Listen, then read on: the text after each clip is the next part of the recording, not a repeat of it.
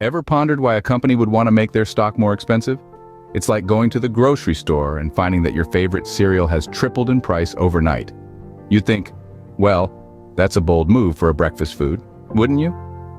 Well, in the world of stocks, this bold move has a name: reverse stock split. Imagine a company called Penny Pinchers Inc. They've been in the stock market for years, selling shares at $1 a piece. But lately, their stock price has been steadily sliding downhill.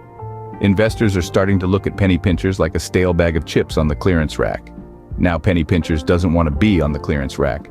They want to be in the fancy gourmet aisle, next to the artisanal cheeses and organic wines. So, they decide to do a reverse stock split. Instead of having 10 shares worth $1 each, they consolidate those into one share worth $10. Voila! They've just made their stock more expensive. Scene script. But wait a minute, you might be thinking, that sounds like a magic trick. And you'd be right. It's a bit like pulling a rabbit out of a hat, except the rabbit is the same size and the hat is just a lot smaller. The company hasn't actually created any additional value. They've just rearranged the pieces on the chessboard. What's more, this magic trick often leaves the audience, in this case the investors, feeling a bit skeptical. After all, they now own fewer shares, even if each one is worth more. And if they weren't thrilled about the company's prospects before, a fancy accounting trick isn't likely to change their minds. But why would a company do this?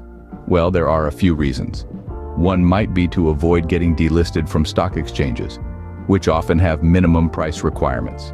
Or they might hope to attract larger investors who prefer higher-priced stocks.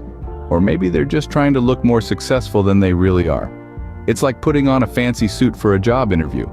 It might not make you more qualified, but it could help you make a better impression. So, next time you hear about a company doing a reverse stock split, remember our friends at Penny Pinchers. Don't be fooled by the higher price tag. It's the same cereal in a smaller box. And that, folks, is how you make your stock more expensive without actually making it valuable.